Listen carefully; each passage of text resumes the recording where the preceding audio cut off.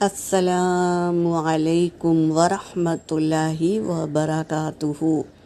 بسم اللہ الرحمن الرحیم۔ رب زدنی علما۔ روزہ کیوں رکھتے ہیں؟ روزہ صرف بھوک اور پیاس کا نام نہیں بلکہ دل کا تقویٰ اور روح کو پاکیزگی دینے کا ذریعہ ہے۔ یہ ہمیں صبر، شکر اور اللہ کے قرب کا احساس دلاتا ہے، جو دنیا و آخرت کی کامیابی کی چابی ہے۔ روزہ کیا ہے؟ ڈھال ہے گناہوں سے بچنے کے لیے۔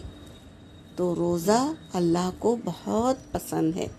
جو خالص اللہ کو راضی کرنے کے لیے روزہ رکھے، اللہ اس کے سارے جائز دعاؤں کو قبول کرتا ہے۔ یہاں پر میرا سبق ہو گیا۔ وآخر الدعوانا ان الحمد للہ رب العالمین۔